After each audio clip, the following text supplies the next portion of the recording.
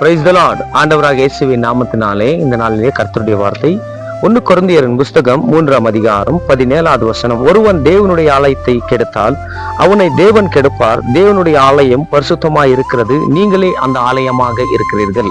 கர்த்தருடைய பிள்ளையே, இயேசுவை விசுவாசிக்கிறவன் அவன் ஒரு தேவனுடைய ஆலயமாக மாறிக்கொண்டிருக்கிறான். நீங்களே அந்த தேவனுடைய ஆலயமாக இருக்கிறீர்கள். இயேசு விசுவாசிக்கிறவன் எல்லாருமே தேவனுடைய ஆலயம்.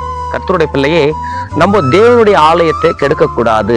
தேவனுடைய ஆலயத்துக்கு போடுகிற பிள்ளைகளை நம்ம எந்த அவமானமாக பேசக்கூடாது. ஏன்னா இந்த நாளிலே எப்படி சொல்றாங்கன்னாக்கா, போய் சபைக்கு போற, சபைக்கு போய் நீ என்ன நல்லது கண்ட, உன் வாழ்க்கையில் என்ன அதிசயம் நடந்துச்சு, இன்னும் அற்புதம் நடந்துச்சு என்று நம்ம அவங்கள பார்த்து சொல்லக்கூடாது. ஏன்னா ஒருத்தனுடைய விசுவாசம் தான் ஜெயிக்கும், ஒருத்தனுடைய விசுவாசம் தான் தேவனோடு கூட பேச முடியும். ஏன்னா இந்த நாட்களிலே சபைக்கு எதிராக நிற்கிறது, சபை நடக்கக்கூடாது என்று சொல்லிக்கிறாங்க. சபைக்கு கொஞ்சம் சத்தமாக பாட்டு வந்துச்சுன்னாக்கா, ஏன் அவ்வளவு சத்தமாக பேசி கொண்டிருக்கிறார் என்று நிறைய தேவனுடைய ஆலயத்தை குறித்து வெளியே நாங்கள் பேசிக்கொண்டிருக்கிறது நாங்கள் பார்த்து கொண்டிருக்கிறோம். சபைக்கும் சரி, தேவனுடைய பிள்ளைகளுக்கும் சரி, யாருன்னா எதிர்த்து நின்றாலும் தேவன் பார்த்து கொண்டு சும்மா இருக்க மாட்டார்.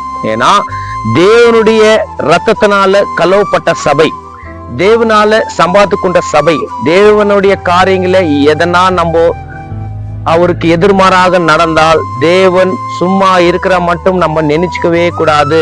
தேவன் எல்லாவற்றையும் கவனித்துக் கொண்டிருக்கிறான் என்று நம்ம ஞாபகத்துல வைத்துக் கொள்ள வேண்டும். ஒரு தேவனுடைய பிள்ளையை வேதத்தை படிச்சீங்க, நீங்க என்ன நல்லது கண்டீங்கன்னு சொல்றது, ஜெபிச்சீங்க, நீங்க என்ன நல்லது கண்டீங்க, உங்க வாழ்க்கையில என்ன அதிசயம் நடந்துச்சுன்னு கேட்கறது, இந்த மாதிரி காரியங்கள் ஒரு தேவனுடைய பிள்ளைய பார்த்து நம்ம பேசவே கூடாது. நம்ம ஜெபம் பண்றது, தேவனோடு கூட பேசுறது நம்மளுடைய ஆவிக்குரிய வாழ்க்கைக்கு பலன் என்று நான் இந்த நேரத்துல நான் சொல்லிக் கொண்டிருக்கிறேன். ஜெபம் பண்ணாத, வேதத்தை வாசிக்காத, வேதத்தை தேவனுடைய வார்த்தை தேடாத தேவனுடைய காரியங்கள் நம்ம பார்க்க முடியாது.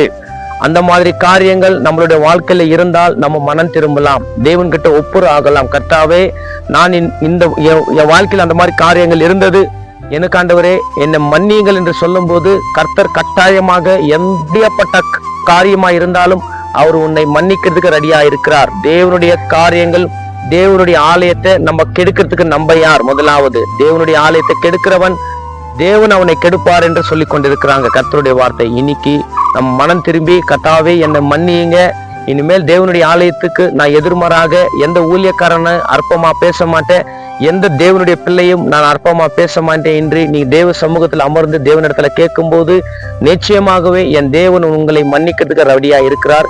இந்த வார்த்தை மூலியமா கர்த்தர் உங்களோடு கூட பேசினான் என்று நான் விசுவாசிக்கிறேன். கர்த்தர் தாமே உங்களையும் உங்க குடும்பத்தையும் உங்க பிள்ளைகளையும் ஆசீர்வதிப்பாராக. ஆமேன், ஆமேன், ஆமேன்.